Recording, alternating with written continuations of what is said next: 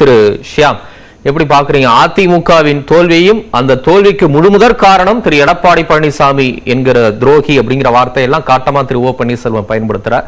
இந்த ரெண்டையும் எப்படி பாக்குறீங்க? இந்த காலத்து படம் 1964 பூம்புகார், கலைஞர் தலைவசனம் ஒரு பாடல் வரும். அவன் போட்ட கணக்கொன்று இவன் போட்ட கணக்கொன்று இரண்டுமே தவறாது. இதான் உண்மையிலே நடந்திருக்கு. தோல்விக்கான பொறுப்பு என்பது அதிமுகவுக்கு சொந்தம், வெற்றிக்கான பொறுப்பு அதிமுகவுக்கு சொந்தம், ரெட்டைலைக்கு சொந்தம். இங்கு அது எடப்பாடிக்கு சொந்தம். அது தவறான வாதம். காரணம், இதே காலகட்டத்தில் 3 இடைத்தேர்தல்கள் பல மாநிலங்களில் நடந்திருக்கு. மேற்கு வங்காளம், மகாராஷ்டிரா, ஜார்க்கண்ட். 3 ஆளுங்கட்சி தோற்கடிக்கப்பட்டிருக்கிறது. அது எப்படி? அப்ப அங்க தேர்தல் முழுக்க நியாயமாக நடந்தது என்று நாம் எடுத்துக்கொண்டா?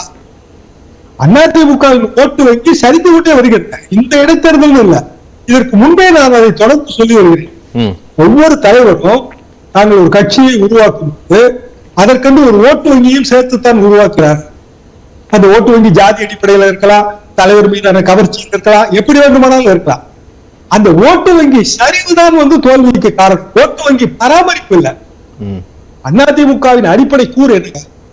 வசீகரமான அரசியல், வழிபாட்டு அரசியல், வாக்கு வங்கி அரசியல். இதை தாண்டி அதிமுக கிடையாது.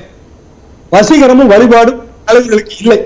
பரவாயில்ல, எம்ஜிஆர் மாதிரி ஜெயலலிதா மாதிரி இருக்க முடியாது. ஆனால் வாக்கு வங்கி பராமரிப்பு அதை செய்திருக்க வேண்டும் அல்லவா? இந்த தேர்தலுக்கு முன்னால் கட்டமைக்கப்பட்ட பிம்பம் என்ன? டெல்லி ராஜபாட்டம். எந்த நீதிமன்றத்தையாவது தீர்ப்பு நிலுவையில் இருக்கும்போது இடையீட்டு மனுவை அளவு பண்ணதாக சரித்திரம் இருக்குன்னு எனது நண்பர் வழக்கறிஞர், மூத்த வழக்கறிஞர் சுரேஷ்கன் சொன்னார்னா நான் அதை ஏற்றுக்கிறேன். ஒரு காலகட்டத்தில் அது சாத்தியமே கிடையாது. ஆனாலும் ஏற்றுக்கொள்ளப்பட்டது. மூத்த வழக்கறிஞர் ஆனாலும் இடைக்கால ஏற்பாடு செய்யப்பட்டது. இல்ல சொல்லுங்க சுரேஷ்கன். மூத்த வழக்கறிஞர் நான் கிடையாது. சரி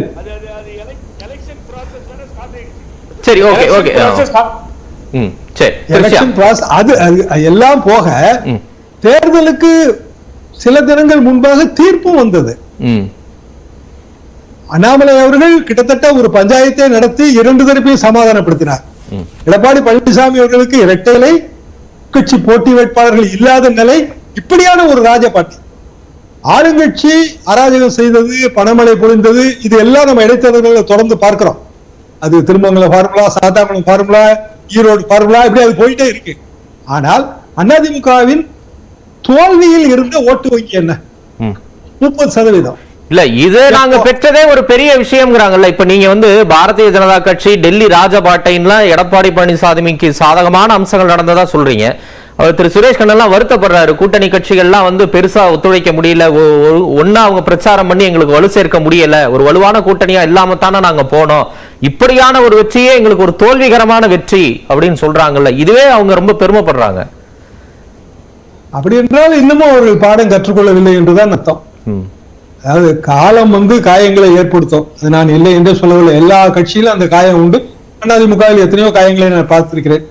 ஆனால் காலப்போக்கிலே பல்வேறு தேர்தல்கள், அந்த படிப்பினைகள், இதை அந்த காயங்களை தலைவர்கள் ஆற்றி விடுவார்கள். இதுதான் வழக்கமாக நடப்பது. ஆனால் இது எங்களுக்கு தோல்வியே அல்ல என்று சொல்வார்களே, ஆனால் அது எனக்கு என்னவோ அது இல்லாத தோல்வியே அல்லன்னா அப்படியான ஒரு அர்த்தத்தில் இல்லை. இப்படி நாங்க பெற்றிருக்க கூடிய வாக்குகளே எங்களுக்கு நிறைவான ஒரு வாக்குகள் தான், அராஜகம் அத்துமீறலை கடந்து நாங்க பெற்றிருக்கிறோம், இதே ஒரு பெரிய வெற்றி அப்படிங்கிற ஒரு மனநிலையில இருக்கிறாங்க. அடுத்த 2 மாதத்தில் இன்னொரு இடைத்தேர்தல் வந்தால் என்ன சொல்வார்கள்?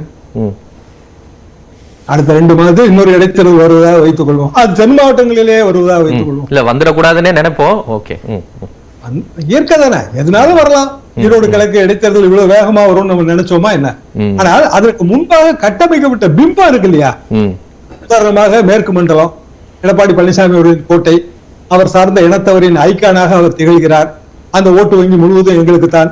இப்படியான பிம்ப கட்டமைப்பு இல்லையே. இப்போ அது தவிடுபடியாக இருக்கிறது. அதை ஒத்துக்கொள்ள வேண்டும். சுய பரிசோதனை செய்யாமல் எந்த இயக்கமும் சீர்பட்டதாக வரலாறு கிடையாது.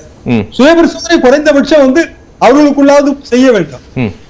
எங்கள் காலத்துல அச்சு ஊடகம் சுய பரிசோதனை நடப்பது நடக்காதெல்லாம் ஒரு வாரம் கழிச்சுதான் தெரியும். காட்சி ஊடக உலகில அன்றைக்கு தெரிந்து விடும். அப்போ இயல்பாக வாக்காளர்கள் என்ன நினைப்பார்கள்? உதாரணமாக தென்னரசு வேட்பாளர், அவரது சொந்த வார்டு, அந்த வார்டில் அவர் வெற்றி பெற்றிருக்கலாமே. மற்ற எல்லாமே விட்டுருங்க. சொந்த வார்டு சொக்காய் தோட்டம், சொக்காய் தோட்டத்தில் அவர் பெற்ற வாக்கு 192, இவிகேஎஸ் பெற்ற வாக்கு 463. அங்கேயுமா வாக்காளர்கள் வந்து பணத்துக்கு வேலை போயிட்டாங்க. இயல்பாக வந்து நம்ம வீட்டை சுத்தி இருக்கிற நம்ம குடும்பத்துக்குள்ளேயே நம்ம ஜெயிக்கணும்.